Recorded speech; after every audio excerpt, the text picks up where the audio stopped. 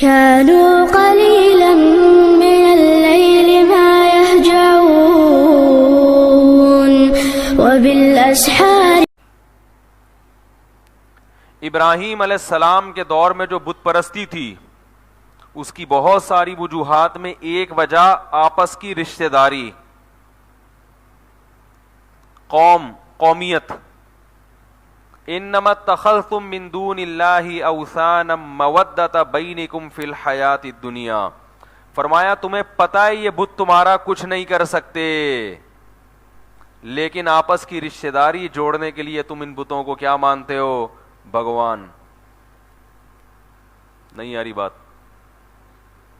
پتہ ہے کہ کچھ نہیں کر سکتے، لیکن چونکہ ہمارے ابو اسی کی عبادت کرتے تھے، میرے ماموں بھی اسی مذہب کے ماننے والے، میرے چاچو بھی، میری خالہ بھی، میری بیوی بھی، میرے بچے بھی، تو میں قوم کو چھوڑ نہیں سکتا. تو بت پرستی کی ایک بہت بڑی وجہ کیا تھی؟ رشتہ داری برقرار رہے. حضرت ابراہیم سمجھ گئے کہ ان کا ویک پوائنٹ کیا ہے بھائی. دیگر اسباب میں ایک بڑا سبب کیا ہے؟ رشتہ داریاں مضبوط ہیں ان کی، اور محبت، رشتہ داروں سے محبت تقاضا کرتی ہے کہ ہم رشتہ داروں کا مذہب نہ چھوڑیں، یعنی برادری سے الگ نہ ہو. ہم برادری سے ٹوٹ گئے تو جیسے لوگ کہتے ہیں نا یار برادری بھی کوئی چیز ہوتی ہے، بھائی برادری سے ہمیں کیا کر دیں گے؟ نکال دیں گے، برادری سے نکال دیں گے. تو برادری برادری برادری برادری پرمپرا وہی ہوتا ہے نا ہندوؤں میں، ہماری قوم، ہمارا مذہب، ہمارا کلچر. تو کلچر کو اتنا زیادہ مسلط کر لینا. ورنہ ابراہیم علیہ السلام نے جو بت پرستی کے خلاف دلائل قائم کیے وہ عامر خان نے بھی قائم. وہ جو فلم آئی تھی نا پی کے، اس کی کچھ میں نے شارٹ کلپس دیکھے تھے، اس میں جو دکھایا 50 روپے والا 100 روپے والا بت، اس سے کئی گنا دلائل کس نے زیادہ دیے؟ ابراہیم علیہ السلام نے تو کر کے دکھا دیا. بات آ رہی ہے سمجھ میں؟ نہیں آ رہی میرا خیال ہے. ابراہیم علیہ السلام نے کیا کیا؟ سب کو واقعہ پتہ ہی ہے کہ جب وہ لوگ کہیں گئے ہیں تو بھائی اس جو ہیرو تھا فلم کا اس نے تو یہ بتایا نا یہ کچھ نہیں کر سکتے، کر کے تو کسی بھگوان کو چھیڑا تو نہیں نا اس نے. ہندو پھر اس کو چھیڑ دیتے اچھے طریقے سے. اس نے یہ ہمت نہیں کہ کسی بھگوان کو چھیڑ چھاڑ کی ہو کسی سے، صرف زبانی بتایا. لیکن ابراہیم علیہ السلام نے بھگوانوں کی باقاعدہ گت بنائی. پہلے تبلیغ کرتے رہے کرتے رہے کرتے رہے، سمجھاتے رہے. وہ یہ کہتے تھے، ابراہیم علیہ السلام نے سمجھایا کہ تم ان کی عبادت کیوں کرتے ہو؟ تو وہ کہنے لگے انا وجدنا آباءنا کذالک یفعلون. یہ گچی پکڑ کے رکھنا جو بیان کا موضوع چینج نہ ہو جائے. یہ جو ٹرن میں نے لیا ہے نا یہ یہاں سے لیا ہے کہ میں مغربی کلچر کو اتنا فوکس کیوں کرتا ہوں کہ جو بیماری کا سبب ہے نا وہ یہاں سے، اس کو پکڑ کے رکھنا. واقعات میں نا بالکل ہی کہیں اور ہی نکل جاتے ہیں ہم پھر. تو ابراہیم علیہ الصلوۃ والسلام نے کیا کہا؟ پریکٹیکلی کر کے دکھایا. پہلے سمجھایا بھائی ان کو اپنے ہاتھوں سے بناتے ہو، یہ تمہاری بگڑی کیسے بنائیں گے؟ تو ان کے پاس جواب کیا تھا، انا وجدنا آباءنا کذالک یفعلون. ہم نے اپنے باپ دادا کو یہی کرتے ہوئے دیکھا ہے، یہ ہماری پرمپرا ہے، یہ ہماری کیا ہے؟ رواج ہے، ہمارا کلچر ہے. تو ابراہیم علیہ السلام نے کہا کہ لقد کنتم انتم وآباؤکم فی ضلال مبین. تم بھی تمہارے ابا دادا سب ایک ہی جیسے تھے، ٹھیک ہے نا، کھلی ہوئی گمراہی میں پڑے ہوئے تھے. یعنی ہم تو سمجھتے تھے کہ تم صرف گمراہ ہو، اب پتہ چلا کہ تمہارے باپ دادا بھی گمراہ تھے. جیسے میں روحانی علاج والوں کے خلاف جب بولتا ہوں نا تو میرا اسٹائل بھی یہی ہوتا ہے. وہ کہتے ہیں اتنے بڑے بزرگ نے ان سے علاج کروایا ہے تو وہ روحانی ڈرامے باز کیسے ڈرامے باز ہو سکتا ہے؟ اتنے بڑے بزرگ.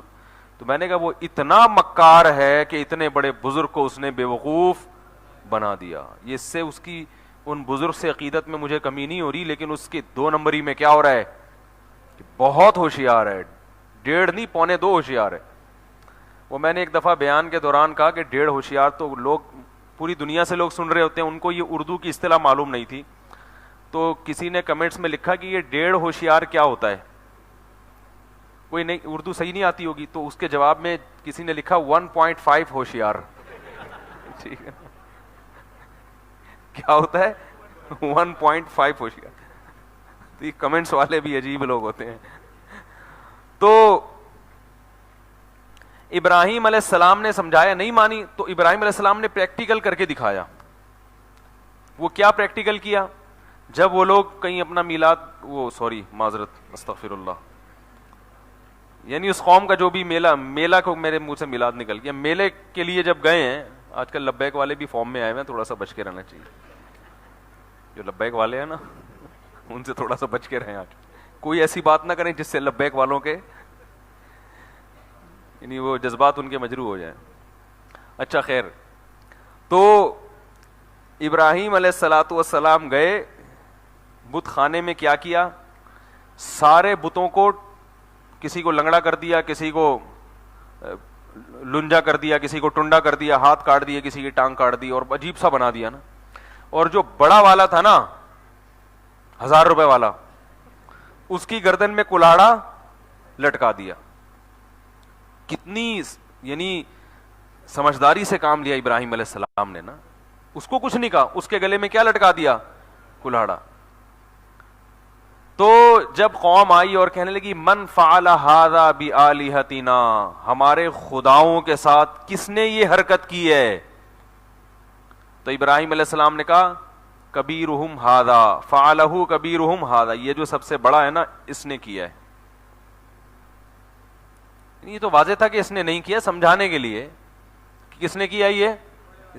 فاسألوہم, ان سب سے پوچھ لو, یہ اپنے مجرم کا پتہ خود بتائیں گے, بولیں گے کہ اس نے کیا ہے, کیونکہ اسی کے سارے ثبوت اور شواہد کیا ہیں, اسی کی طرف جا رہے ہیں. وہ بالکل ٹھیک بھی ہے, کہیں سے اس کی کٹنگ نہیں ہوئی ہے, کلاڑا بھی اس کے کندھے میں. اور ان سے پوچھو گے تو نام بھی یہ کس کا لیں گے؟ بڑے والے کا. بھائی یہی ہے جو 50 والے کہیں گے کیا کس نے, یہ 1000 والے نے کیا ہے. قرآن کے الفاظ ہیں کہ فوراً فرجعوا الی انفسہم, فی انفسہم الی انفسہم, اپنے نفس میں وہ ٹٹولنے لگے, دل میں ان کو خیال آیا انکم انتم الظالمون, تم واقعی بڑے کیا ہو, ظالم. یہ کیسا سوال پوچھ لیا اور ہمارے پاس اس کا کوئی جواب نہیں, اور ہم غلط ہیں.